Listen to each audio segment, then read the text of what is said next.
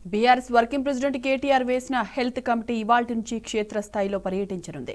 గాంధీ సహా రాష్ట్రంలోని ఆయా ప్రభుత్వ ఆసుపత్రుల్లో మాజీ ఉప ముఖ్యమంత్రి డాక్టర్ రాజయ్య నేతృత్వంలో మెతుకు ఆనంద్ సంజయ్తో కూడిన బీఆర్ఎస్ నిజ నిర్ధారణ కమిటీ పరిస్థితులను అధ్యయనం చేయనుంది. గాంధీ దవాఖానాను త్రిసభ్య కమిటీ పరిశీలించనుంది. గాంధీ, ఉస్మానియా, నీలోఫర్ సహా రాష్ట్రంలోని దవాఖానాలను పరిశీలించనుంది. రాష్ట్రంలో దిగజారిన వైద్య ఆరోగ్య వ్యవస్థపై అధ్యయనం చేసి తీసుకోవాల్సిన చర్యలపై చర్చించారు.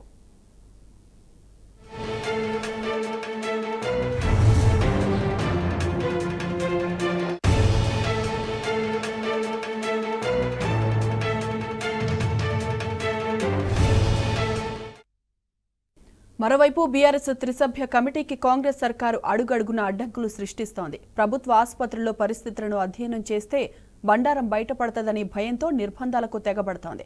మాజీ deputy CM doctor Thatikonda Rajaiah, MLA doctor Sanjay, మాజీ ఎమ్మెల్యే డాక్టర్ మెతుకు ఆనంద్ బృందాన్ని అడ్డుకునేందుకు రేవంత్ ప్రభుత్వం పోలీసులను ఉసుగొలుపుతోంది. దీంతో కమిటీ సభ్యుల ఇళ్ల వద్ద పోలీసులు భారీగా మోహరించారు. రాజయ్యతో పాటు కమిటీ సభ్యులిద్దరినీ పోలీసులు అరెస్టు చేశారు.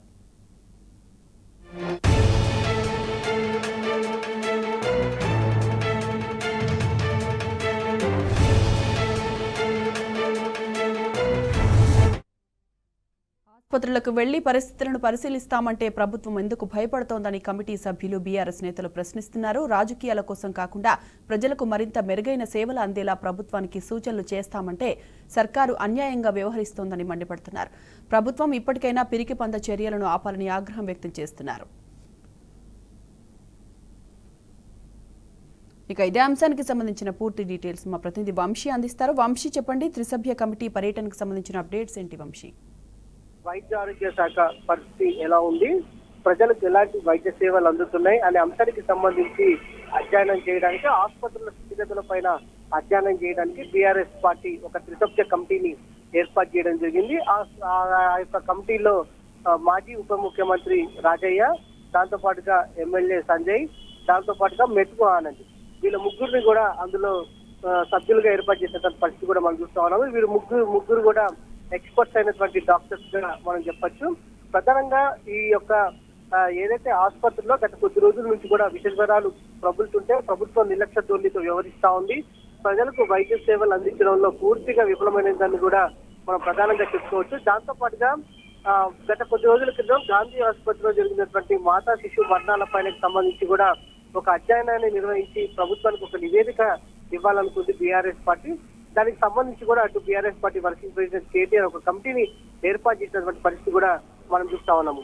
ఈ సందర్భంగా ఈ రోజు గాంధీ ఆసుపత్రి విజిటింగ్ కి రాబోతున్నటువంటి ఏదైతే త్రిసభ్య కమిటీ సభ్యులను ఎక్కడికక్కడ హౌస్ అరెస్ట్ చేసినటువంటి పరిస్థితి కూడా మనం చూస్తా ఉన్నాము.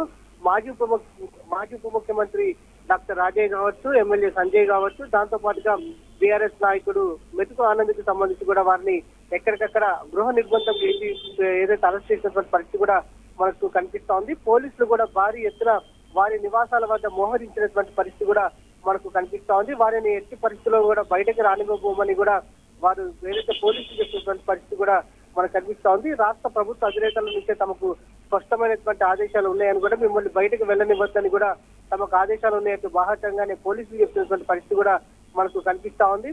ప్రధానంగా ఆసుపత్రిలో జరుగుతున్నటువంటి ట్రీట్మెంట్ అంశాలు కావచ్చు, ప్రజలకు అందుతున్నటువంటి సౌకర్యాల పైన ఎలా అందుతున్నాయి, ఆసుపత్రుల స్థితిగతుల పైన కూడా ఎలా అందుతున్నాయనే అంశానికి సంబంధించి కూడా పూర్తి స్థాయిలో నివేదికను తయారు చేసేది ప్రభుత్వానికి ఇవ్వాలని కూడా బీఆర్ఎస్ పార్టీ త్రిసభ్య కమిటీని ఏర్పాటు చేసినటువంటి పరిస్థితి కూడా మనకు కనిపిస్తా ఉంది. కానీ పోలీసులు ఎక్కడికక్కడ అడ్డుకోవడం కొంత ఆందోళనకరమైనటువంటి విషయంగా కూడా బీఆర్ఎస్ పార్టీ చెప్పినటువంటి పరిస్థితి కూడా మనకు కనపడతా ఉంది. రాష్ట్రంలో ఇప్పటికే విష జ్వరాలు అనేటువంటి డెంగ్యూ కావచ్చు, మలేరియా కావచ్చు, చికెన్ గున్యా, వీటితోటి అనేక మంది మృత్యువాత పడినటువంటి పరిస్థితి కూడా మనం చూస్తా ఉన్నాం. గత కొద్ది రోజుల నుంచి కూడా ప్రజలకు మెరుగైన వైద్య సేవలు అందించాలని కూడా బీఆర్ఎస్ పార్టీ పలు దఫాలుగా ప్రశ్నిస్తున్నటువంటి పరిస్థితి కూడా మనకు కనిపిస్తా ఉంది. మొత్తం మీద చూస్తే మాత్రం మరోపక్క గాంధీ ఆసుపత్రి వద్ద కూడా భారీగా పరిస్థితి కూడా మనకు కనపడతా ఉంది. వంశీ, ఇప్పటికే ఇద్దరు సభ్యులను అరెస్ట్ చేసినట్లు తెలుస్తోంది. తదుపరి కార్యాచరణ ఎలా ఉండబోతుందంటారు వాటి? ప్రధానంగా మనం చూస్తే మాత్రం ప్రజాక్షేత్రంలో మాత్రం ఖచ్చితంగా ప్రజలకు వైద్య సేవలు అందించే విషయంలో మాత్రం ఎక్కడ ప్రభుత్వం రాజీ పడదని కూడా బీఆర్ఎస్ పార్టీ కోరుతుంది. దాంతో పాటుగా ప్రజలకు మెరుగైన వైద్య సేవలు అందించేంత వరకు, మందుల కొరత తీర్చేంత వరకు బీఆర్ఎస్ పార్టీ పోరాటం చేస్తామని కూడా చెప్తున్నటువంటి పరిస్థితి మనకు కనపడతా ఉంది. Right Vamshi, thanks for the updates.